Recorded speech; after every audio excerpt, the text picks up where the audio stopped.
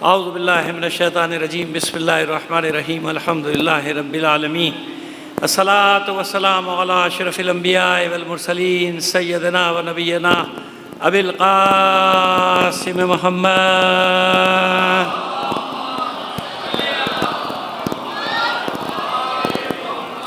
وآلہ الطیبین الطاہرین المعصومین لعنت اللہ علی اعدائہم اجمعین من الآن الی قیام یوم الدین اما بعد فقد قال اللہ تعالی فی کتابہ المبین وہو اصدق القائلین وقولہ الحق بسم اللہ الرحمن الرحیم وَإِذْ يَرْفَعُ إِبْرَاهِيمُ الْقَوَاعِدَ مِنَ الْبَيْتِ وَإِسْمَاعِيلُ رَبَّنَا تَقَبَّلْ مِنَّا إِنَّكَ أَنْتَ السَّمِيعُ الْعَلِيمُ رَبَّنَا وَاجْعَلْنَا مُسْلِمَيْنِ لَكَ وَمِنْ ذُرِّيَّتِنَا أُمَّةً مُسْلِمَةً لَكَ وَأَرِنَا مَنَاسِكَنَا وَتُبْ عَلَيْنَا إِنَّكَ أَنْتَ التَّوَّابُ الرَّحِيمُ صلوات بھیجیے محمد آل محمد پر۔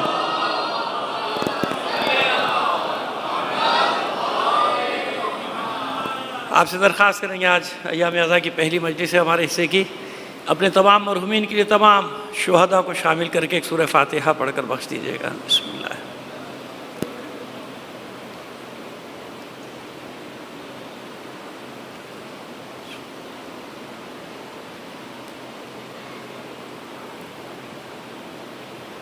ایک صلوات عنایت فرما دیجیے گا محمد و آل محمد پر۔ اس سے بہتر انداز میں مل کر بلند آواز سے ایک صلوات بھیجیے گا۔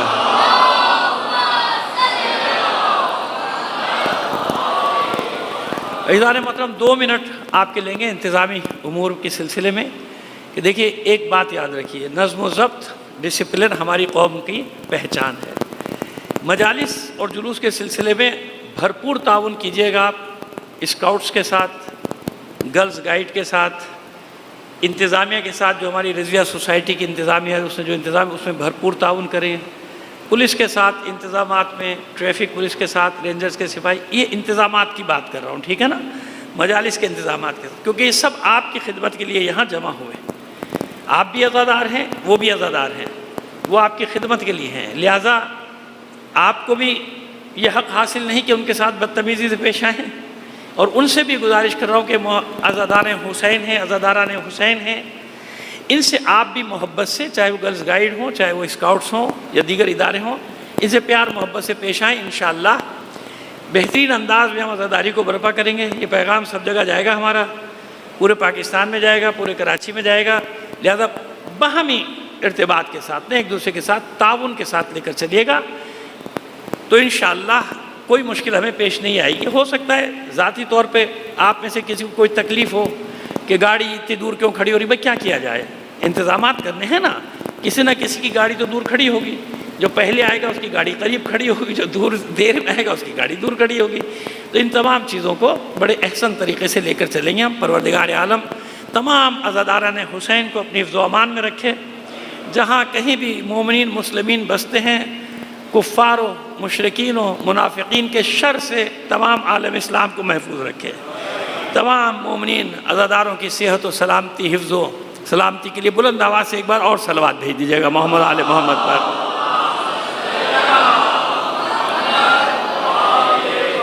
دیکھیے ہم نے عنوان کا اعلان پہلے کر دیا، ایمان اجداد پیغمبر، کیونکہ ایک بڑا مسئلہ ہے نا، ایک طبقہ ہے، چاہے وہ محدود صحیح لیکن بہرحال ہے، بڑی تعداد میں اس کی اپنیاں تو بڑی تعداد ہے ہی، کہ جس کا یہ گمان ہے اور جس نے اس پر کتابیں بھی لکھی، اس پر مواد بھی لکھا، بہت لکھا، کہ معاذ اللہ حضور کے والدین، حضور کے باپ دادا، حضور کے اجداد بھی، کیونکہ کفر کا ماحول تھا، لہٰذا معاذ اللہ وہ بھی اسلام پر نہیں تھے، وہ تو صاف صاف کافر لکھ رہے ہیں، لیکن میری زبان لڑکھڑاتی ہے نا یہ کہتے ہوئے، مجھے مشکل پیش آتی ہے کہ میں کیسے کہہ دوں، تو وہ یہ سب مسئلہ ہے۔ اور پھر دلیل ہے کیونکہ جی اسلام آیا کہاں تھا، اسلام آیا ہی نہیں تھا، جب اسلام آیا نہیں تھا تو سب کافر تھے۔ اچھا اس میں بہت سارے مسائل ہیں، بہت سارے لوگ کیونکہ وہ اس پر پشیمان ہوتے ہیں کہ ان کے باپ دادا کافر تھے، ارے بھائی پشیمانی کی کیا ضرورت ہے، وہ زمانہ کفر کا تھا، آپ کے اجداد اگر کافر تھے تو کافر تھے، بعد میں تو مسلمان ہو گئے نا، سب مسلمان ہو گئے، لیکن اجداد پیغمبر کیسے، اس پر انشاءاللہ آپ سے 9 دن زندگی رہی، گفتگو کریں گے، اور قرآن سے بھی، روایات سے بھی اور تاریخ سے بھی آپ کو بتائیں گے، اور دلیلیں، عقلی دلیلیں۔ عقلی دلیل کا پہلا معیار آپ کو بتائیں کیا ہے؟ حضور کے اجداد کے ایمان کا، مومن ہونے کا پہلا ثبوت کیا ہے؟ دیکھیے، فتح مکہ کو معیار بنائیے۔ ہماری گفتگو ہم بالکل آسان الفاظ میں کریں گے، اور ہمیں یقین ہے کہ ہمیں رسپانس ملتا رہے گا، ہمیں معلوم ہوتا رہے کہ آپ کی سمجھ میں ہماری گفتگو آ رہی ہے، کیونکہ ظاہر ہے کہ آپ جانتے ہیں میرا انداز ذرا سا ہٹ کے، میں چاہتا ہوں زیادہ سے زیادہ معلومات، تاریخی معلومات اپنے بچوں تک، جوانوں تک پہنچا دوں، تو اس لیے انداز تھوڑا سا الگ ہٹ کے رکھتا ہوں کہ ان کو معلومات پہنچتی چلی جائیں۔ دیکھیے، فتح مکہ جو ہے نا معیار ہے۔ فتح مکہ کے وقت حضور نے اعلان کر دیا تھا زمانے جاہلیت کی جتنی بھی رسمیں ہیں ان کو ختم کرنے کا، ٹھیک ہے نا؟ زمانے جاہلیت کے جتنے بھی قوانین تھے سب ختم، جتنی رسمیں تھیں سب ختم، جتنی عبادتیں تھیں سب ختم۔ لیکن اگر کچھ رسموں کو اللہ کا رسول باقی رکھے، کچھ نشانیوں کو باقی رکھے کہ نہیں یہ ایسے ہی رہیں گی، نہیں یہ اسی طرح ہوگا، تو اس کا مطلب یہ ہوا کہ وہ رسم جس نے بھی ڈالی، وہ نشان جس نے بھی لگایا، اس کا مطلب اس کے ایمان پر وہ دلیل ہے کہ اللہ کے رسول نے اگر کسی کافر نے وہ نشان لگایا ہوتا یا وہ رسم ڈالی ہوتی یا وہ رواج قائم کیا ہوتا تو اللہ کا رسول اسے ختم کر دیتا نا۔ بس یہ چیزیں آپ کے سامنے آئیں گی انشاءاللہ، اور مجھے یقین ہے کہ جو مطلب میں پہنچانا چاہ رہا ہوں آپ تک پہنچا دوں گا۔ 26-27 سال پہلے میں نے عشرہ پڑھا تھا، اب ایک نسل، پوری نئی نسل جو ہے وہ جوان ہو گئی ماشاءاللہ۔ تو اس وقت جب میں نے پڑھا تھا تو بہت سارے لوگ متوجہ ہوئے، دیگر مکاتب فکر کے علماء بھی متوجہ ہوئے، اور سب نے باری باری اس پر بات کرنی شروع کی، مجھے خوشی ہوئی۔ اب پھر کچھ لوگوں نے کہا کہ اب ایک نسل پوری جوان ہو گئی، اسے نہیں معلوم، اب 26-27 سال کے ہو گئے تو بہت سارے نئے مطالب بھی آ جائیں گے، اب کوئی رٹا ہوا تو ہے نہیں کہ وہی مضمون 26-27 سال پہ مجھے خود بھی نہیں یاد، تو وہ ساری چیزیں انشاءاللہ کوشش کریں گے آپ کے سامنے پیش کرنے کی۔ پہلے قرآن میں تلاش کرتے ہیں کہ قرآن میں کوئی دلیل ہے ایسی، قرآن میں کوئی وجہ ہے جو ہمیں بتا دے، ہمیں سمجھ میں آ جائے کہ ہاں حضور کے اجداد جو تھے وہ مسلمان تھے۔ اور دوسرا سبب بتائیں کہ لوگوں کو کیوں اتنا زور لگاتے ہیں کہ کافر قرار دیں، کافر قرار دیں، کافر قرار دیں۔ مسئلہ یہ ہے کہ حضور کے اجداد کا ایمان ثابت ہو جائے تو علی کے اجداد کا ایمان خود بخود ثابت ہو گیا، ہوگا کہ نہیں ہوگا؟ آپ بیٹھیں نا، بیدار بیٹھیں خدا کے لیے، ہوشیار بیٹھیے گا۔ اور تھوڑا سا گزارش کروں گا بیٹا آگے آ جائیں، یہ جگہ خالی ہو جائے، چھوٹے چھوٹے بچے بیٹھے ہوئے اچھا لگ رہا ہے، لیکن ذرا بڑے آگے آ جائیں گے مجھے آسانی ہو جائے گی، آگے تشریف لے آئیے، آگے آ جائیے، مجھے آپ لوگوں سے باتیں کرنی ہے، تو میں چاہ رہا ہوں آئی کنٹیکٹ میرا آپ کے ساتھ رہے، اور ذرا بیدار بیٹھیے گا۔ ایک بار صلوات بھیجیے محمد آل محمد پر، بیٹھے یا اللہ صلی اللہ۔ تو اب دیکھیے بات، دوسرا نقطہ سمجھ میں آیا، کیونکہ حضور کے اجداد کا ایمان ثابت تو خود بخود علی کے اجداد کا ایمان ثابت ہو گیا نا۔ ایک پہلو یہ بھی ہے، کیونکہ ادھر ہو جائیں گے تو پھر یہ بھی ماننا پڑے گا، پھر جناب ابو طالب کا ایمان بھی ماننا پڑے گا نا، جناب ابو طالب۔ تو یہ سارے مسائل ہیں، انشاءاللہ ان کو حل کریں گے اللہ کی مدد سے، اور آپ کے دلچسپی برقرار رہے گی تو ہمیں پڑھنے کا بھی لطف آئے گا، آپ کو سننے کا بھی لطف آئے گا۔ ایک بار صلوات عنایت کیجیے محمد آل محمد پر۔ آئیے دیکھیے، میں نے جن 2 آیات کی تلاوت کی ہے آج، اور بھی آیات انشاءاللہ پیش کریں گے آپ، ابھی 2 آیات، آج 2 آیات پہ بات کریں گے۔ یہ سورہ بقرہ، دوسرا سورہ قرآن مجید کا، اس کی 127ویں آیت اور 128، 127 اور 128 آیت، یہاں بیان کیا جا رہا ہے جب جناب ابراہیم اور جناب اسماعیل علیہم السلام خانہ کعبہ کی تعمیر نو کر رہے تھے۔ خانہ کعبہ نئے سرے سے تعمیر نہیں کیا، یاد رکھیے گا، خانہ کعبہ تو پہلے سے تھا۔ جناب آدم کے علیہ السلام کے زمانے میں جناب جبرائیل کی مدد سے جناب آدم نے خانہ کعبہ کے نشان بنا دیے تھے، خانہ کعبہ بنا تھا، لیکن ہزاروں سال کے پروسیس کے بعد وہ مٹ چکا تھا، نشان ہوگا ضرور، مٹ چکا تھا۔ اب جناب ابراہیم اسماعیل یہاں آئے کیسے، وہ بھی آگے کی مجالس میں آ جائے گا، آپ کے سامنے آ جائے گی بات۔ لیکن جناب ابراہیم اور جناب اسماعیل علیہ السلام نے اس سے تعمیر نو کیا تھا، یعنی اللہ کے حکم سے، اپنی مرضی سے تو نہیں کر سکتے تھے۔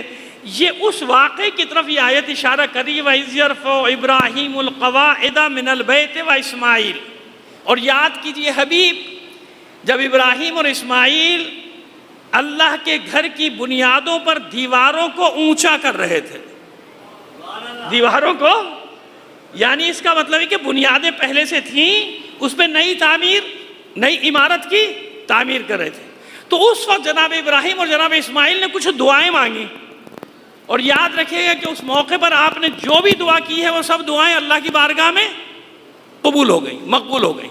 کیوں؟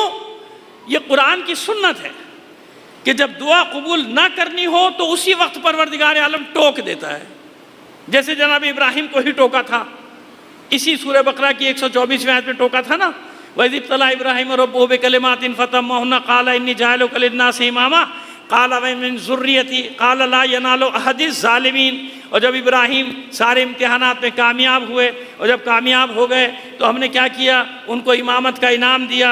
جب امامت کا انعام ملا تو جناب ابراہیم نے فرمایا قَالَ وَمِن ذُرِّيَّتِي، بار الہ میری اولاد کو بھی دے دے۔ جواب کیا ملا؟ قَالَ لَا يَنَالُ أَحَدِ الظَّالِمِينَ، آپ کی اولاد میں تو پتہ نہیں کیسے کیسے آئیں گے، ابو جہل آئے گا، ابو لہب آئے گا، اور پتہ نہیں کیسے کیسے آئیں گے، لہذا سب کے ساتھ میرا وعدہ پورا ہونے والا نہیں ہے، ظالمین کے ساتھ میرا وعدہ پورا نہیں ہوگا۔ ہاں، جو اس قابل ہوگا آپ کی اولاد میں، یہ میرا آپ سے وعدہ ہے کہ اسے امام ضرور بناؤں گا۔ اہلیت کے ساتھ شرط رکھ دی گئی کہ امام ضرور بناؤں گا جو اس قابل ہو۔ تو میں عرض کیا کر رہا ہوں کہ جہاں پوری دعا قبول نہیں کرنی وہاں ٹوک دیتا ہے۔ جناب نوح نے اپنے بیٹے کے لیے دعا مانگی، پروردگار بچا لے، تیرا وعدہ تھا اہل بیت کو بچاؤں گا، خبردار ایسا نہ ہو کہ آپ معاذ اللہ گمراہوں میں سے ہو جائیں، یا آپ کا اہل نہیں ہے، انہو لیسا من اہلک، ٹوک دیا نا۔ یہاں جو دعائیں ہیں نا کعبے کی تعمیر کے وقت، جتنی بھی دعائیں وہ سب میں انشاءاللہ پیش کروں گا مجالس میں زندگی رہی تو، اور اس ہر دعا کو اللہ نے قبول کیا، ہر دعا کو اللہ نے قبول کیا۔ اب آئیے دیکھیے کیا مسئلہ کیا ہے جو بیان کرنا چاہ رہا ہوں، یہ میں نے تمہید بنائی وہ مطلب پیش کرنے کے لیے جو میں آپ کے سامنے پیش کر رہا ہوں۔ وَإِذْ يَرْفَعُ إِبْرَاهِيمُ الْقَوَاعِدَ مِنَ الْبَيْتِ وَإِسْمَاعِيلُ، اور جب ابراہیم اور اسماعیل نے ان بنیادوں پر کعبے کی دیواروں کو اونچا کرنا یعنی تعمیر کرنا شروع کیا عمارت کو، تو کچھ دعائیں مانگی۔ پہلی دعا ربنا تقبل منا انک انت السمیع العلیم، جو آپ اور میں بھی پڑھتے ہیں، جناب ابراہیم کی دعا ہے قرآن کی، اے ہمارے پالنے والے ہم سے اس عمل کو قبول کر لے، تو جاننے والا بھی ہے اور سننے والا بھی۔ اچھا یہ بتائیے کہ یہ خانہ کعبہ کی تعمیر اپنی مرضی سے کر رہے ہیں یا خدا کے حکم سے کر رہے ہیں؟ بیٹا اس لیے میں کہتا ہوں کہ بزرگ آگے آ جائے، کیونکہ ان بچوں کا کوئی بھروسہ نہیں ہوتا، یہ بار بار آتے رہتے ہیں جاتے رہتے ہیں، مجلس میری ڈسٹرب ہوتی رہتی ہے۔ آئیے تھوڑا سا بزرگ آگے آ جائیں گے نا تو وہ مجلس سننے آتے ہیں، کیونکہ آسان، یہ بچوں کا یہی سلسلہ رہتا ہے، بچے ادھر بیٹھے ہیں ادھر آپس میں باتیں بھی کرتے رہیں گے، میں ڈسٹرب ہوتا رہتا ہوں۔ صلوات بھیجیے محمد آل محمد پر۔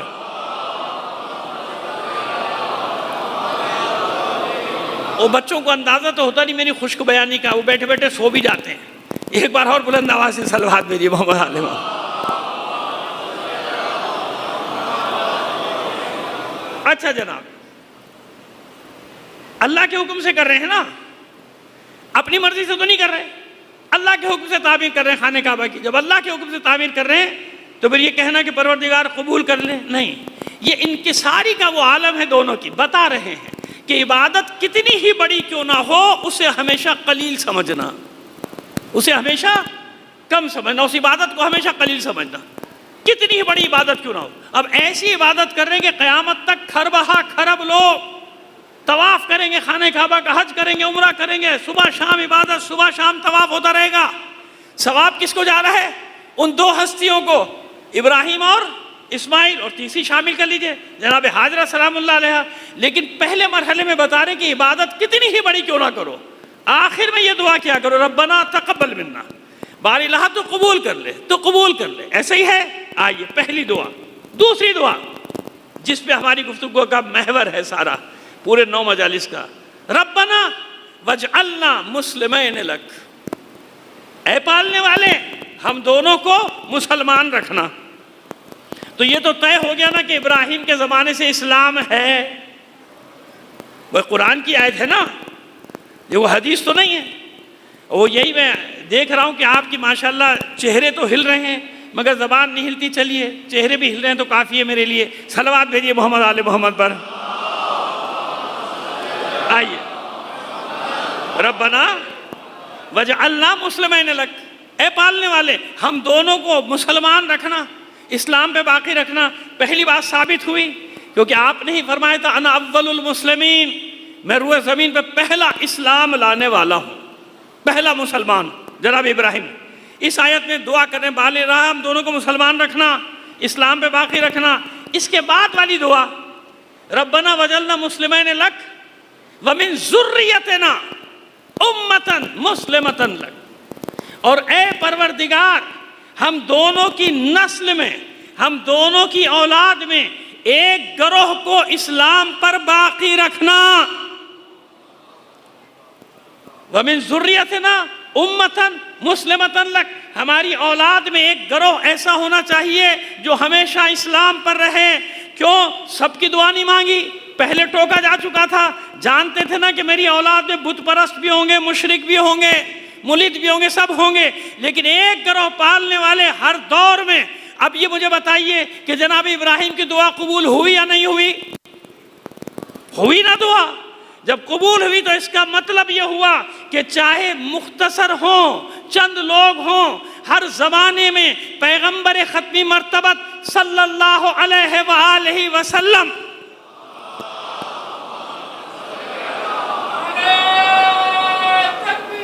اللہ اکبر یا رسول اللہ،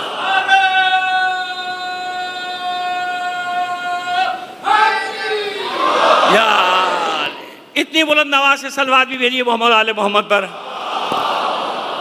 تو طے ہو گیا۔ اس کا مطلب یہ ہوا کہ چاہے چھوٹا سا گروہ ہو لیکن کوئی دور اسلام سے خالی نہیں رہا، ہر دور میں ایک مسلمان گروہ ہونا چاہیے۔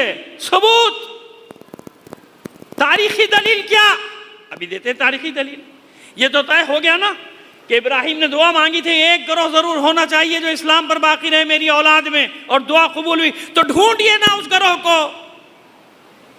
وہ گروہ کون سا ہے؟ ڈھونڈیے، دنیا سے سوال ہے ہمارا، تلاش کیجئے کہ وہ گروہ کون سا ہے۔ نہیں ملے تو پھر ہم بتاتے ہیں آپ کو، نہیں ملے تو ہم بتاتے ہیں آپ کو۔ سرزمین بطھا، یثرب، یہ مکے کی سرزمین بت پرستی کا مرکز ہے نا، اور یاد رکھیے کہ ہر قبیلے کے کوئی نہ کوئی بت ہے، جس کا بت نہیں اس کی بیچارے کی عزت ہی نہیں، کہ ان کا تو کوئی بت ہی نہیں ہے، اور کئیوں کے تو کئی بت ہیں، لات منات حبل عزا نائلہ اصحاب اور پتہ نہیں کیا نام سب کے لکھے ہوئے ہیں۔ ہر قبیلہ فخر سے بت کو بیچ چوک پہ اپنے قبیلے میں رکھتا تھا کہ یہ میرا بت، یہ میرا بت، یہ میرا بت۔ اور خانہ کعبہ میں تو سب نے ایک ایک رکھا ہوا تھا، چھوٹا چھوٹا ماڈل بنا کے۔ وہ کتنے ماڈل تھے؟ 360۔ کتنے بت تھے؟ 360 بتوں کا مطلب کیا ہوا کہ 360 قبیلوں کی نمائندگی تھی، ہے نا؟ ہے، تاریخ میں ہر قبیلے کا بت ملے گا۔ اور میں نے بتا دیا جس کا بت نہیں اس کی عزت نہیں۔ اب میں چیلنج کرتا ہوں کہ ہر قبیلے کا بت تلاش کرنے والوں، جاؤ ڈھونڈو تاریخ میں اور تلاش کر کے بتاؤ بنی ہاشم کے بت کا کیا نام ہے۔ جاؤ ڈھونڈو بنی ہاشم کے بت کا نام۔ واحد قبیلہ سرزمین حجاز میں جس کا کوئی بت نہیں تھا، کیوں؟ ان میں سے کسی کی پیشانی کسی بت کے سامنے نہیں جھکی تھی۔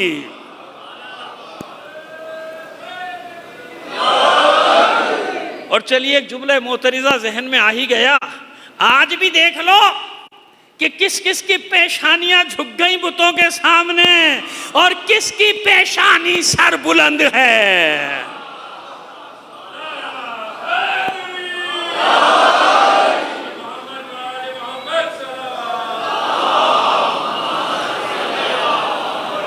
ٹھیک ہے جناب، ہم نے اشارہ کر دیا، ہم نے کہا چلو آج ہی دیکھ لو پتہ چل جائے گا، لیکن چلیے ابھی ماضی میں لے کے چلیں۔ ابھی ہم نے دلیلیں قائم نہیں کی، دلیلیں قائم کرنے جا رہے ہیں۔ ابھی ہم صرف آج کی مجلس میں مقدمہ بنا رہے ہیں، مقدمہ یعنی تمہید قائم کر رہے ہیں کہ زمین ہموار ہو جائے۔ کل سے جب آپ بیٹھیں تو پھر تسلسل کے ساتھ ہم لے کے چلیں گے، ایک ایک جد کا ذکر کریں گے اور ہر اس جد کا ایمان بھی ثابت کریں گے، پھر تو مزہ آئے گا نا۔ پھر تو سمجھ اچھا چلیے آپ کی آسانی کے لیے آج مقدمے میں ایک جملہ اور پیش کر دوں. زیارت وارثہ پڑھتے ہیں نا؟ چلیے پڑھتے نہیں سنتے تو ہیں نا سب. بچوں میری طرف دھیان رکھنا, میں ڈانٹ دیتا ہوں, اسکول میں پڑھاتا بھی ہوں, سمجھ گئے, سب کو ڈانٹ دیتا ہوں, کل سے بھی چھڑی لے کے بیٹھوں گا شرارت کرو گے تو. صلوات بھیجیے محمد آل محمد پر.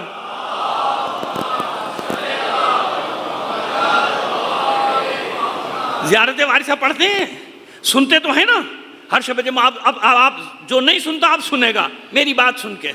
زیارت وارثہ میں ایک جملہ پڑھتے ہیں ہم, اشہد انک کنت نورا فی الاصلاب الشامخہ والارحام المطہرہ لم تنجسک الجاہلیۃ بانجاسها ولم تلبسک من مدلہمات ثیابہا. اے حسین میں گواہی دیتا ہوں, ہم گواہی دے رہے ہیں, اشہد انک, اے حسین میں گواہی دیتا ہوں آپ وہ نور ہیں, آپ وہ نور ہیں جو پاک و طاہر اسلاب میں, پاک و پاکیزہ ارحام میں, اسلاب شامخہ ارحام مطہرہ میں منتقل ہوتے رہے. یہ زیارت وارثہ بھی تو گواہی دے رہی ہے کہ جن اسلاب شامخہ میں حسین کا نور رہا ہو, جن ارحام مطہرہ میں حسین کا نور رہا, وہ سب کے سب پاک و پاکیزہ تھے, با ایمان تھے, اسلام پر تھے اور ایمان پر تھے. جزاک اللہ. چلیے ایک قدم اور آگے بڑھائیں. اب یہ تو ہم نے زیارت وارثہ. کوئی کہہ سکتا ہے کہ ہم تو زیارت وارثہ کو نہیں مانتے. اچھا بھائی نہیں مان جا, بہت ساری چیزیں تو نہیں مانتا. جہاں جہاں علی آ جائیں, جہاں جہاں اہل بیت آ جائیں تو نہیں مانتا. نعمان بھائی تیری مرضی. حالانکہ آج کل تو ماشاءاللہ بڑی تیزی سے لوگ مان رہے ہیں. 1400 سال کی قربانیاں رنگ لا رہی ہیں کہ نہیں لا رہی ہیں. فتح و شکست کا معیار یہ نہیں ہوتا کہ بلڈنگیں تباہ کر دی جائیں, سڑکیں تباہ کر دی جائیں, عمارتیں تباہ کر دی جائیں. فتح و شکست کا معیار یہ نہیں ہوتا کہ قیمتی جانیں چلی جائیں, جرنل مار دیے جائیں, سائنسدان مار دیے جائیں. اگر فتح و شکست کا معیار قیمتی جانوں کا جانا ہوتا تو کائنات میں حسین سے قیمتی جان کسی کی بھی نہیں ہے. اب بتاؤ کون جیتا تھا کون ہارا تھا؟ حسین جیتا یا یزید ملعون جیتا؟ حسین. تو فتح و شکست کا معیار کچھ اور ہے اللہ کی بارگاہ میں. ابھی تو دیکھتے جاؤ کیا کیا نتیجے نکلتے ہیں, ابھی تو معاملہ شروع ہوا ہے. صلوات بھیجیے محمد آل محمد پر. آسان ہو گئی بات, اب سمجھ میں آیا کہ لوگوں کو معلوم ہو رہا ہے کہ فتح و شکست کسے کہتے ہیں. فتح شکست کا معیار یہ ہے کہ بیعت طلب کی تھی یزید نے, حسین نے کی, کسی بچے نے کی حسین کے, خواتین میں سے کسی نے کی. بس آج بھی وہی معیار ہے. تم آئے تھے سر جھکانے, تم آئے تھے بیعت لینے. بتاؤ حسین کے اس فرزند نے, بیٹے نے, غلام نے بیعت کی یا نہیں کی؟ آج بھی ساری دنیا کے سامنے سر اٹھا کے جی رہی ہے قوم. تو یہ ہوتا ہے خون کا اثر. صلوات بھیجیے محمد آل محمد پر. چلیے آگے لے کے چلیں آپ کو. تو طے ہو گیا, لاؤ نا کوئی ڈھونڈ کے. بنی ہاشم کا کوئی بت ہے؟ نہیں ہے. کیوں؟ یہ ہے وہ دین ابراہیمی پر خاندان. اور بھی لوگ ہیں, بتا سکتا ہوں آپ کو. جناب خدیجہ الکبریٰ سلام اللہ علیہ کا بھی آدھا خاندان توحید پرست اور بھی تھے, لیکن یہ پوری کی پوری شاخ جہاں تک نور محمد و نور علی جائے گا وہاں تک ایمان ہی ایمان ہے. کیونکہ قرآن گواہی دے رہا ہے کہ ابراہیم نے دعا مانگی تھی, وَمِن ذُرِّيَّتِنَا أُمَّةً مُسْلِمَةً لَكَ, اے پالنے والے میری اولاد میں, میری نسل میں ایک گروہ کو دین پر, اسلام پر باقی رکھنا, جو موجود رہے, انتظار کرے اس انقلاب کا جو محمد عربی لے کر آئیں گے. صلوات بھیجیے محمد آل محمد پر. چلیے اب جیسا میں نے آپ سے وعدہ کیا ہے, ایک ایک جد کا ذکر کروں گا اور اس کے ایمان کی دلیلیں بھی آپ کو رکھوں گا. شجرے میں کہاں تک جانا چاہیے؟ عدنان ابن عدد تک. یہ حضور کا حکم ہے کہ یہاں تک جاؤ, عدنان ابن عدد. یہ عدنان ابن عدد بھی کہیں ہے, کہیں عدد, زیر زبر کے چکر میں نہ پڑیے آپ. جناب عدنان, اسی لیے پورے حجازی آج تک کہلاتے ہیں آل عدنان. کیا کہلاتے ہیں؟ آل عدنان، آل مضر، مضر ان کے پوتے جن کا ذکر ابھی بعد میں آئے گا۔ یہ عدنان کون ہے؟ جناب ابراہیم کے جو بیٹے تھے ان میں ایک، جناب اسماعیل کے بیٹے جو تھے، جناب اسماعیل کے ایک بیٹے کا نام تھا قیدار۔ ایک بیٹے کا کیا نام ہے؟ قیدار، یاد رکھیے گا، قیدار۔ جناب اسماعیل کی اولادیں پھیل گئیں یمن میں، یثرب میں، ادھر ادھر پھیل گئیں۔ قیدار مکے میں تھے، حجاز میں رہے۔ ان کی نسل میں یہ مرد جری پیدا ہوتا ہے جس کا نام ہے عدنان۔ یہ عدنان بہادر، ذہین، شجاع، حلیم اور قوت فیصلہ رکھنے والا شخص، اور اپنے زمانے کا حجاز کا حسین ترین فرد، حسین ترین، یعنی لوگ چہرہ دیکھتے تھے تو دیکھتے رہ جاتے تھے۔ جناب عدنان کے حسن کا چرچا لکھا ہوا ہے۔ اپنی ذہانت کی بنیاد پر، اپنی دلیری کی بنیاد پر یہ یثرب اور بطحا، یثرب اور بطحا یعنی جو آج مدینہ اور مکہ، پرانے نام یثرب اور بطحا، یثرب اور بطحا کے سردار بن گئے۔ یعنی لوگوں نے خود ان کو سردار مان لیا، کیونکہ جانتے تھے کہ اس سے بڑا ہمارے اندر فیصلہ کرنے والا اور کوئی دوسرا نہیں ہے۔ تو جو بھی مسائل ہوتے تھے، عدنان کا فیصلہ آخری فیصلہ۔ یعنی زمانے جاہلیت میں بھی لوگوں کو اتنا تو معلوم تھا کہ بھائی قوم کو اگر آگے بڑھانا ہے تو کسی ایک کو بڑا ماننا پڑے گا۔ سمجھ رہے ہیں میری بات؟ کسی ایک کو بڑا ماننا۔ آج اگر کسی قوم کی کامیابی کا چرچا ہے تو سنو کیوں؟ اسی لیے چرچا ہے کہ ان میں پتہ نہیں کتنے ہیں جو نماز پڑھے نہیں پڑھے، روزے رکھے نہیں رکھے، لیکن جب سردار کی بات آئی تو پوری قوم اپنے رہبر کے پیچھے آ کے کھڑی ہو گئی تھی۔ سمجھ میں آیا راز؟ کامیابی کا راز سمجھ میں آیا؟ وہاں یہ نہیں تھا جو ہر گلی گلی میں ایک ایک قائد بنا گھوم رہا ہے، ہر محلے کا ایک قائد، ہر شہر کا ایک قائد، ہر برادری کا ایک قائد۔ ماشاءاللہ قائد ہی قائد ہے، عوام کا کہیں پتہ ہی کوئی نہیں ہے، فالوورز ہیں ہی نہیں، قائدین کی بھرمار ہے ماشاءاللہ۔ اللہ اور برکت دے بھائی، صلوات بھیجیے محمد آل محمد پر۔ بات واضح ہوئی؟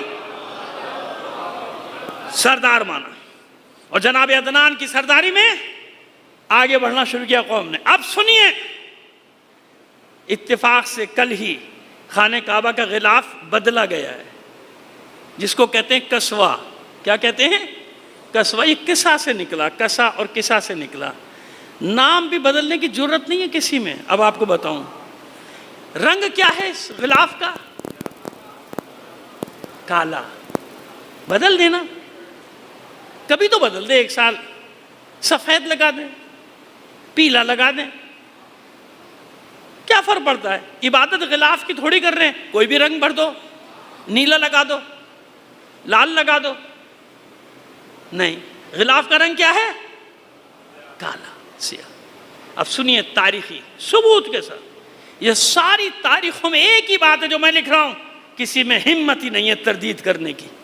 انتہائی اعلیٰ درجے کا جاہل ہوگا جو آ کے کہے نہیں نہیں نہیں نہیں ایسا، اس کو کچھ بھی نہیں پتا ہوگا، نہ اپنے دین کا پتا ہوگا نہ کچھ۔ سنو، پہلا فرد ہے عدنان، جس نے قوم کو جمع کیا، اور جمع کرنے کے بعد کا نہ معلوم کیسے کیسے ہاتھ آ کے لوگ اللہ کے گھر کو لگاتے ہیں۔ اب دیکھ، سمجھ رہے نا آپ؟ سمجھ رہے نا آپ کہ پاکیزگی کتنی شرط ہے؟ طہارت، دین کی پہلی شرط ہے طہارت، پاکیزگی پاکیزگی پاکیزگی، ہے نا ایسا؟ تو اب دیکھیے کس طرح سے، کیونکہ لوگ ویسے تو اگر وہ کہتے اللہ کا حکم ہے تو لوگ کبھی بھی نہیں مانتے نا، وہ اللہ کو نہیں مانتے، بت پرست ہے۔ تو کیا کیا کہ نہیں بھائی، کیسے کیسے لوگ آتے ہیں، میلے ہاتھ لگاتے ہیں، دیواریں خراب ہوتی کعبے کی، ایسا کرو اس پہ غلاف چڑھا دیتے ہیں۔ اب خرچے کے معاملہ تھا، لوگ پیچھے ہٹ گئے، بولے تو خرچہ آ گیا بھائی، نہیں نہیں نہیں نہیں۔ اچھا، اس نے کہا اچھا ایسا ہے، میں چڑھا دوں؟ ہاں تم چڑھا سکتے تو چڑھا دو، عدنان آپ چڑھا سکتے چڑھا دیں، ہم نہیں خرچہ ورچہ کرتے۔ ہاں، خرچہ کرنے کے بعد حساب لینے ضرور آئیں گے۔ نہیں سمجھے آپ؟ جو خرچہ نہیں کرتا اس کا پہلا سوال کیا ہوتا ہے؟ حساب دو حساب دو حساب دو۔ ہم تو یہی دیکھتے چلے آ رہے ہیں جب سے ہوش سنبھالا ہے، جو ٹکا بھی کسی کام میں خرچ نہیں کرے گا وہ کھڑا ہو جائے گا حساب لینے۔ نہیں نہیں نہیں، آپ کو جو کرنا ہے کرے۔ تو غلاف بنوایا، انصاب الاشراف، دلیل پیش کر رہا ہوں، اسی سے بھی سارے مورخین، بیٹا یہ میں کہہ رہا ہوں نا، بچوں کا یہ مسئلہ ہوتا ہے، یہ اپنی میٹنگیں کرنا شروع ہو جاتے ہیں، ان کے بڑے ان کے ساتھ نہیں آئے، میں بچوں کو آگے بٹھانے سے منع نہیں کرتا، لیکن یہ جو چل رہا ہوتا ہے نا کہ وہ ابھی بھی نہیں متوجہ ہو رہا کہ میں کیا کہہ رہا ہوں. اے بیٹا، اے بچوں، ادھر خاموش بیٹھو، بالکل مجھے دیکھو، ہنسنا نہیں ہے. صلوات بھیجیے محمد آل محمد پر. میں دیکھ رہا ہوں، ایک بار اور صلوات عنایت فرمائیے.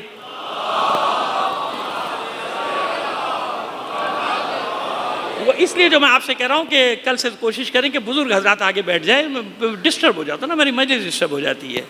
اچھا جناب، ایک بار اور صلوات عنایت فرمائیے محمد آل.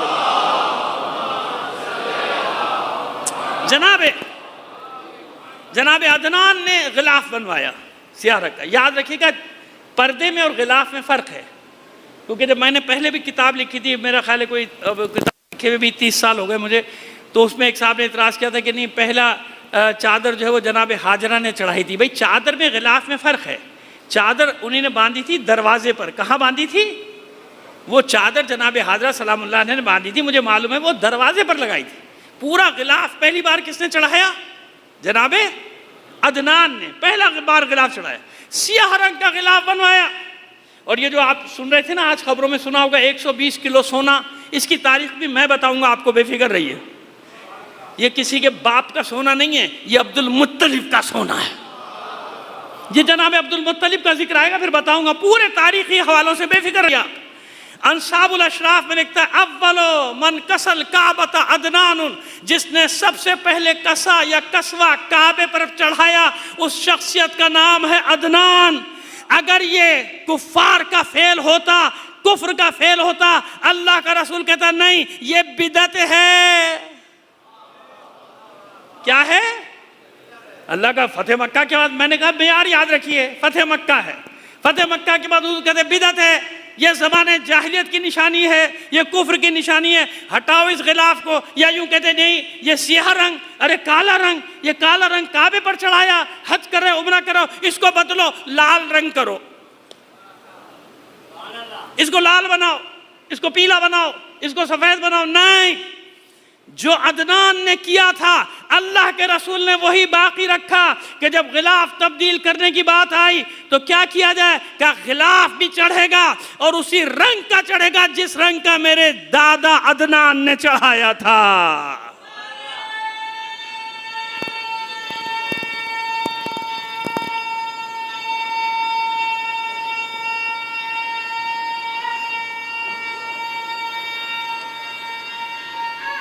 بیٹا الگ الگ چلو، الگ اٹھو اٹھو اٹھو اٹھو، میں کیا کہہ رہا ہوں، اٹھو، الگ الگ بیٹھو، اٹھو.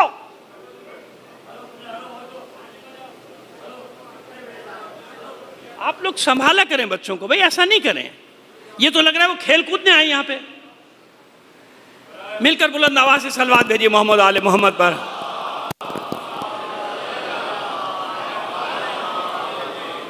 نظم و ضبط سکھائے. ہمارے یہاں پہلے ہی ہوتا تھا بچوں کو، ہمارے ابا دادا بیٹھ کے لیتے تھے نا، بیٹھتے تھے آگے لے کے، ایک بڑا ساتھ بیٹھتا تھا تاکہ بچے آگے بھی بیٹھیں اور کنٹرول میں بھی رہیں. ایسے ان کو بے بندو بار نہ چھوڑیے، بے تربیت نہ چھوڑیے. یہ تربیت گاہ ہے، مجلس تربیت گاہ ہے، یہاں تربیت کی جاتی ہے بچوں کی. ان کو ایسے نہ چھوڑ دیجئے کہ یہ بالکل بیٹھے ہوئے فالتو. ایک صلوات بھیجیے محمد آل محمد پر.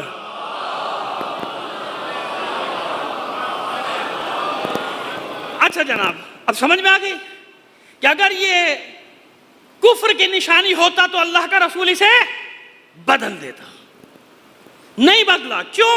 یہ بتانے کے لیے کہ جو فعل میرے جد اعلیٰ عدنان نے انجام دیا تھا وہی اللہ کی مرضی تھی. اگر اللہ کی مرضی نہ ہوتی تو میں اس کو ہٹوا دیتا. لہذا عدنان نے جو سنت ڈالی تھی وہی سنت رسول بنی. اور آج تک کسی کی جرت نہیں کہ غلاف تو غلاف کا رنگ ہی بدل دیتا. آسان ہو گیا مطلب. یہ جناب عدنان ابھی سب کا ایک ایک کا لے کے چلیں گے اور ہر اس کا کارنامہ بتائیں گے کہ کس نے کیا کیا کارنامہ انجام دیا. دوسری چیز، آئیے بہادری. کون ہے یہ عدنان؟ بخت نصر نام سنا ہے؟ ہم کسی جگہ عشرے میں پوری تفصیل سے پڑھ چکے ہیں. بڑا خبیث اور جلاد قسم کا حکمران گزرا تھا، اور یہ اس کی ولادت کا بھی بڑا عجیب و غریب واقعہ. کوڑے میں پلا تھا یہ. خیر وہ خیر وہ اپنی جگہ. بیت المقدس کو جس نے تاراج کیا تھا، یہودیوں کی اینٹ سے اینٹ بجائی تھی، اور ایک یہودی کو بھی اس نے بیت المقدس میں زندہ نہیں چھوڑا تھا، لیکن تھا ظالم، تھا سفاک. کبھی کبھی اللہ ظالم کو ظالم سے ٹکرا کے ان کا بیڑا غرق کرتا ہے، تو وہ الگ ہے، کبھی موقع ملا تو بتا دیں گے آپ کو. اب یہ بخت نصر جہاں سے گزرتا تھا تاراج کرتا ہوا، اس نے حجاز پر حملہ کیا. عدنان اسماعیل کا بیٹا ڈٹ گیا میدان میں، جنگ کی اس کے ساتھ، لیکن حسب دستور مکے والے بھاگ گئے، حجاز والے بھاگ گئے، یہ اکیلے رہ گئے. اس وقت کے نبی جناب ارمیہ علیہ السلام وہاں پر موجود تھے. جناب ارمیہ نے کہا دیکھو اس وقت ضروری ہے کہ آپ حجاز کو چھوڑ دیں. کہا میری غیرت گوارا نہیں کرتی کہ میں دشمن کو پیٹھ دکھاؤں. کیسے پیٹھ دکھاتے؟ اس پیٹھ میں صلب محمد، نور محمد بھی ہے، نور علی بھی ہے. کہتا میری غیرت گوارا نہیں کرتی. پھر اور بخت نصر بھی سمجھ گیا کہ یہ ابراہیم کا بیٹا ہے، یہ میدان نہیں چھوڑے گا. اس نے جنگ روکی، کہا اچھا تیسرا راستہ نکالو. تو ایک معاہدہ ہوا، اور معاہدے میں کیا شرط رکھی؟ اپنی جان و مال نہیں، اپنا گھر نہیں. اس سے معاہدہ کیا کہ تو اللہ کے گھر کو کوئی نقصان نہیں پہنچائے گا، میں اس شرط پہ یہ شہر چھوڑوں گا. اس نے وعدہ کیا، کتاب مکاتبہ ہو گیا کہ میں اللہ کے گھر کو کوئی نقصان نہیں پہنچاؤں گا. تو جناب ارمیہ کے ساتھ، کیونکہ کوئی ساتھ ہی نہیں، لڑنے والے کوئی نہیں تھا. جیسے اللہ کے رسول نے ہجرت کی نا، کیونکہ کوئی ساتھ دینے والا سوائے علی کے نہیں تھا، تو ہجرت کرنی پڑی. تو وہ پہلا شخص ہے حضور کے خاندان میں جس نے ہجرت کی، جناب عدنان نے. اور ہجرت کر کے کہاں پہنچے؟ یمن. یمن میں اس لیے آج تک ان کی اولاد جناب عدنان کی پھیلی ہوئی، کیونکہ کچھ عرصہ وہاں پہ گزارا. تو انہوں نے مقابلہ کیا. بخت نصر کہتا تھا لوگوں کو کہ اس پورے مارکے میں میں نے آدھی دنیا کو فتح کیا، لیکن جیسا مجھ سے اسماعیل کا بیٹا عدنان لڑا تھا ایسا مجھ سے کوئی بھی نہیں لڑا تھا. تو اب سمجھ میں آ رہی ہے بات؟ یہ ہے خاندان رسول کا، جس کو کہتے ہو کافر. کافر خدا تم لوگوں کو ہدایت دے دے جو ایسا کہتے ہو. اور یہ بتا دوں سارے مسلمان نہیں کہتے، الحمدللہ مسلمانوں کی اکثریت کا یہ ایمان ہے کہ حضور کے اجداد جتنے بھی تھے سب کے سب مسلمان تھے اور مومن تھے. صلوات بھیجیے محمد آل محمد پر. ابھی میں نے صرف ایک ہستی کا ذکر کیا، جناب عدنان کا. پھر عدنان کے بیٹے مات، نزار، یہ سب انشاءاللہ کل سے آتے چلے جائیں گے. زندگی شرط ہے. بس گزارش ہے کہ دیکھیے جیسے آج ماشاءاللہ آپ نے وقت پہ مجھے بٹھا دیا، بالکل اسی طرح آپ آئیں گے وقت پہ شروع ہوگا. تو جو بھی میرے پاس معلومات کا ذخیرہ ہے تاریخی، میں آپ تک منتقل کرتا چلا جاؤں گا. میری بھی تسلی رہے گی اور آپ کو بھی انشاءاللہ یہاں سے خالی ہاتھ نہیں جانے دوں گا. صلوات بھیجیے محمد آل محمد پر. بس آج اتنے ہی رکھیں گے، پہلی مجلس ہے، آج اتنے ہی رکھیں گے، پھر بات کو آگے بڑھائیں گے. تو یاد رکھیے کہ جو ہم زیارت وارثہ میں پڑھتے ہیں اشہد انک کنت نورا فی الاصلاب الشامخہ والارحام المطہرہ، وہ یہ ہے. سمجھ گئے؟ ایک زیارت وارثہ میں اتنے معجزات ہیں کہ مجھ جیسا ناچیز طالب علم اس پہ پورا عشرہ پڑھ چکا ہے صرف زیارت وارثہ پہ. میں بہت معمولی سا طالب علم، لیکن پڑھ اس میں ایسے ایسے کمالات اور معجزے چھپے اس زیارت وارثہ. ایک جملہ ہے السلام علیکہ سار اللہ وابن سارہ، سنا ہے نا؟ اس پر میں نے مجالس پڑھی. انشاءاللہ کوشش کروں گا کہ یہ ساری چیزیں آتی چلی جائیں تو آپ کو معلوم ہو کہ زیارتیں کسی نے گڑھی نہیں ہیں. کچھ لوگ اب پیدا ہو جاتے ہیں ان کو تو یہ زیارتیں کسی نے لکھ دی، کسی نے لکھ دی ہوں گی.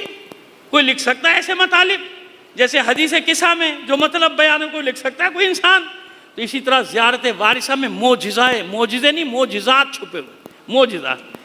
کیونکہ حسین اسی لیے وارث انبیاء قرار پائے کہ تمام انبیاء کی زحمتوں کو بچانے والی ہستی کا نام ہے حسین. یاد رکھیے. لیکن آج یہ پہلی تاریخ مخصوص ہے مسلم کے یتیموں کے لیے. یعنی میں ہمیشہ پہلی محرم کو جو مصائب پڑھتا ہوں وہ ان دو شہزادوں کے.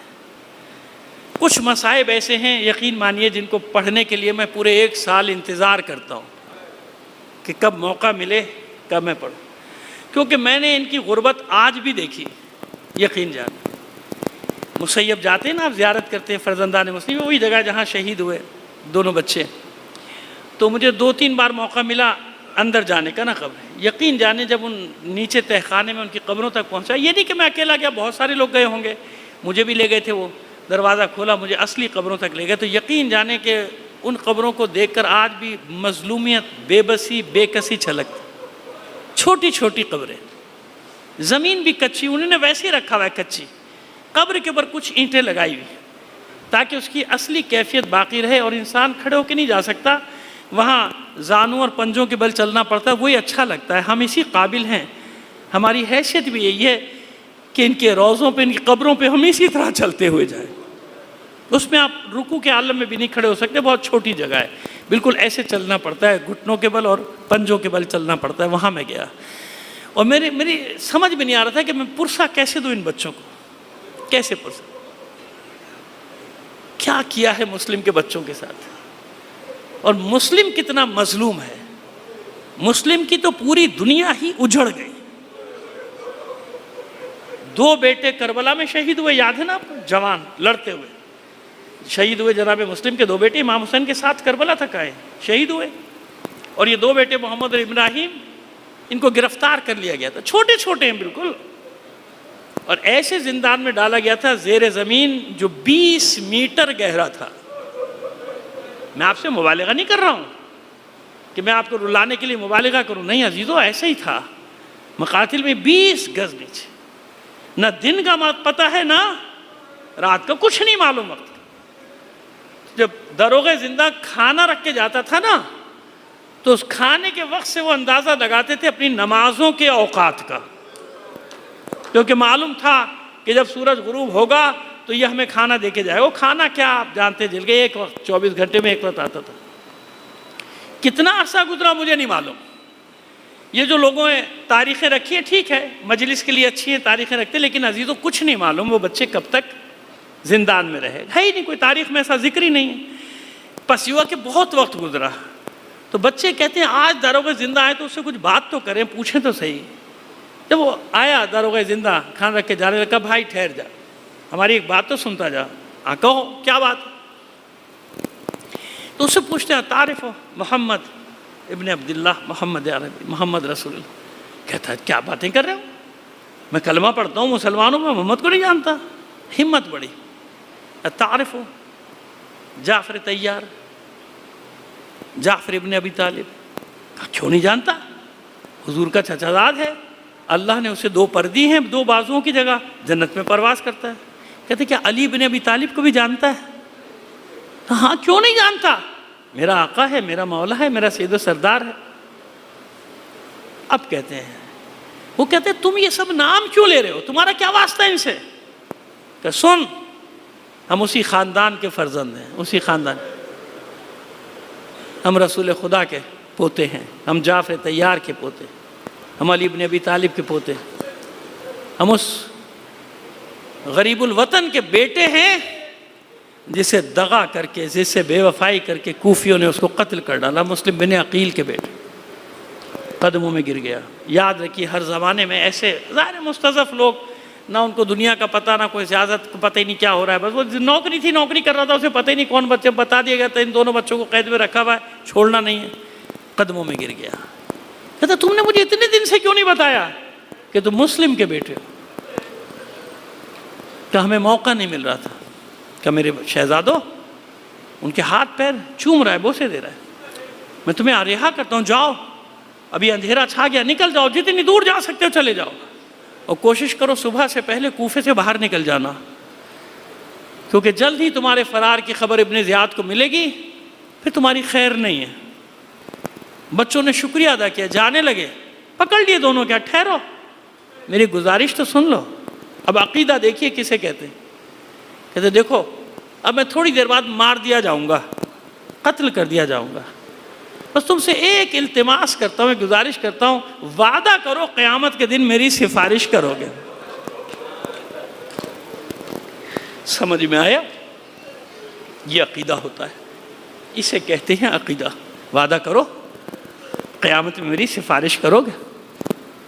مجھے پتہ نہیں تھا جو اتنے دن میں نے تمہیں دیا۔ بچے بھی اتنا یقین ہے اپنی شفاعت پر کہ اس کا ہاتھ تھام کر کہتے ہیں تجھ سے وعدہ رہا، تیرے بغیر جنت میں قدم بھی نہیں رکھیں گے۔ خوش ہو گیا، دعائیں دی، جاؤ نکل جاؤ۔ رات بھر نکلنے کی کوشش کرتے رہے، مگر تقدیر میں تو کچھ اور لکھا ہے۔ یہ مقام مسیب کا مقام جہاں آپ زیارت کرنے جاتے ہیں، فجر کے وقت یہاں تک پہنچ گئے، نماز پڑھی، ایک درخت پہ اپنے آپ کو چھپا لیا، دریا کے ساتھ جوہر بنے ہوتے ہیں نا چھوٹے چھوٹے تالاب، نیچے تالاب ہے، حارث ملعون کی کنیز پانی بھرنے کے لیے آئی، ابھی سورج نہیں نکلا لیکن صبح کی سفیدی نمودار ہو رہی ہے، دیکھا چاند سے چہروں کے عکس پانی میں پڑ رہے ہیں، حیرت سے دیکھتی ہے درخت کے اوپر، کس مملکت کے شہزادے ہو؟ میں نے اتنے حسین چہرے اپنی زندگی میں نہیں دیکھے، مت ڈرو، امان ہے تمہارے لیے، امان ہے، نیچے آ جاؤ۔ بچے نیچے، کہ مومنہ ہم پر احسان کر، ہمیں مدینہ کا راستہ بتا دے۔ کہ شہزادوں مجھے بتاؤ تو صحیح تم کون ہو، کیا گزری تم پہ؟ کہ مسلم کے یتیم ہیں، ابن زیاد کی قید سے نکلے، ہمیں مدینہ جانا ہے۔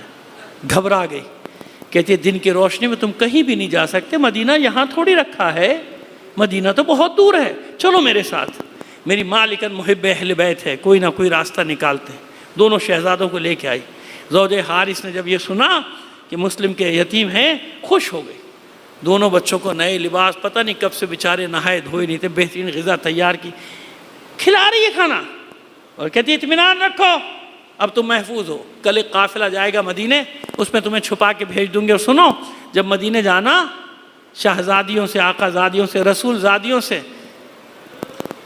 میری شہزادی ثانیہ زہرا سے میرا سلام کہنا، اس کنیز کا سلام کہنا۔ اور شام ہونے لگی، ایک کوٹھی کھولی، دونوں بچوں سے کہا مجھے معاف کر دینا، لیکن رات کو تمہیں یہاں رہنا پڑے گا، کیونکہ میرا شوہر ابن زیاد کے دربار میں ملازم ہے۔ ہر گھر میں چھپے ہوئے تھے مخبر، ہر گھر میں ایک ایک مخبر بیٹھا تھا، مجھے ڈر ہے کہیں انعام کے لالچ میں تمہارا پتہ نہ بتا دے، لہذا رات یہاں گزار دو۔ دونوں بچوں کو کوٹھی میں بند کیا، باہر سے تالا لگا دیا۔ وہ دیر سے آیا، رات کو بہت دیر سے آیا حارث، پوچھا اس مومنہ نے دیر کیوں ہوئی؟ کہتا مسلم کے بچے قید سے نکل کے فرار ہو گئے، ابن زیاد نے بڑا انعام رکھا ہے، بہت ڈھونڈا مگر نہیں ملے۔ کہتی ہے چھوڑ ان بچوں کا پیچھا، کچھ تو خوف کر خدا کا۔ نہیں سنی، سونے کے لیے لیٹ گیا کھا پی کے۔ اور ادھر چھوٹے شہزادی کی آنکھ کھلی رات کے ایک پہر میں، بھائی کا شانہ پکڑ کے ہلاتا ہے، بھیا اٹھو بھیا اٹھو۔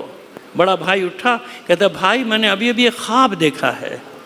کیا خواب دیکھا ہے؟ کہ میں نے خواب میں رسول خدا کو دیکھا، ہمارا بابا مسلم ان کی خدمت میں آیا ہے،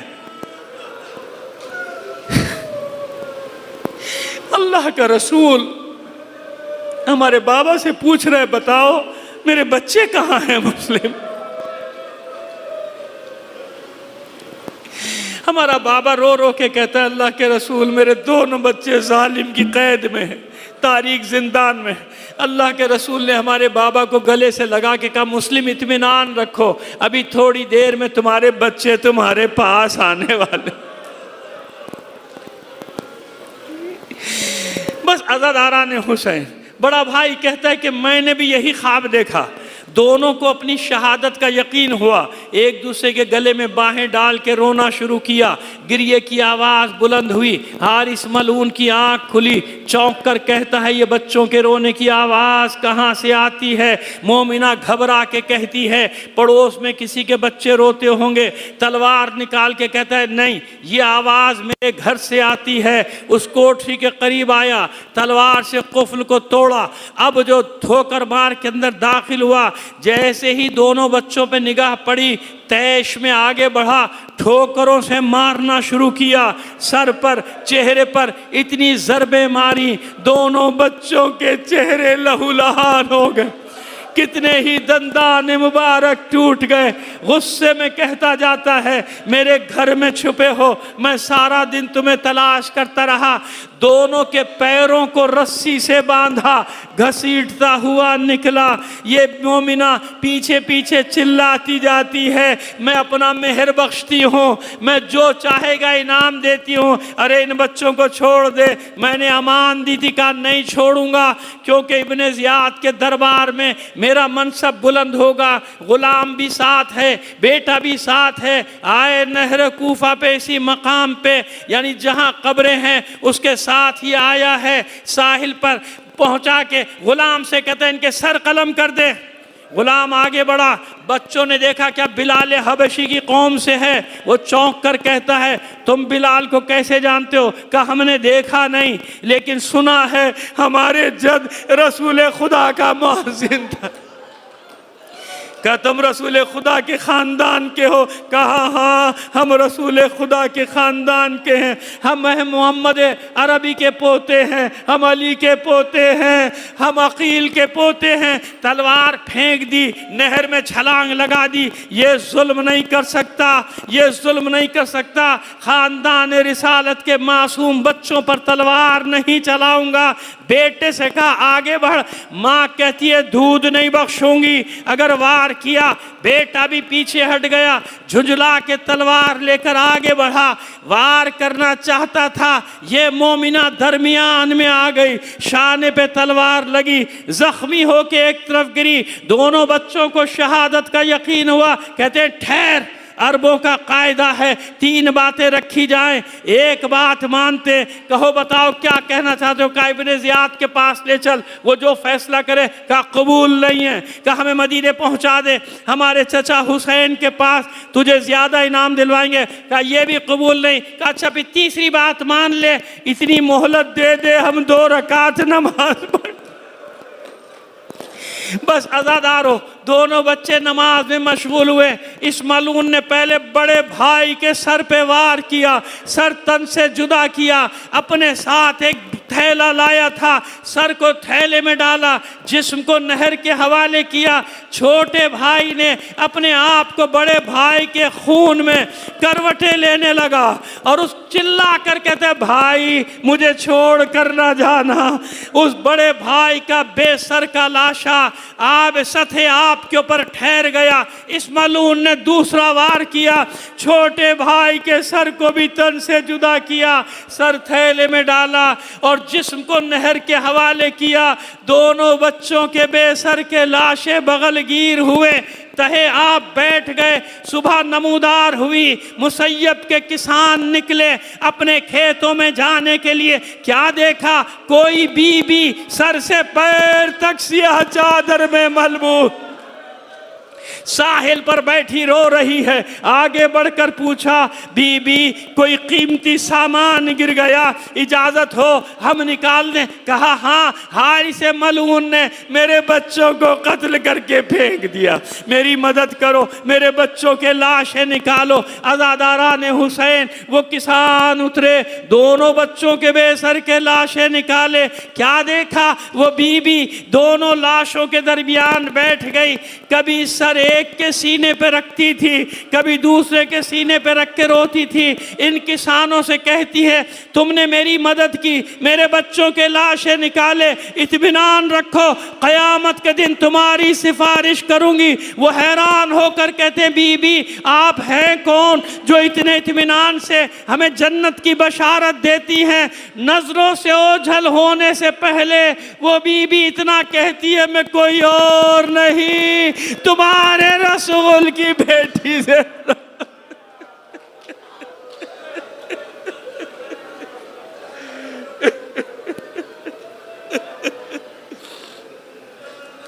الا لعنت اللہ علی القوم الظالمین وسيعلم الذين ظلموا أي منقلب ينقلب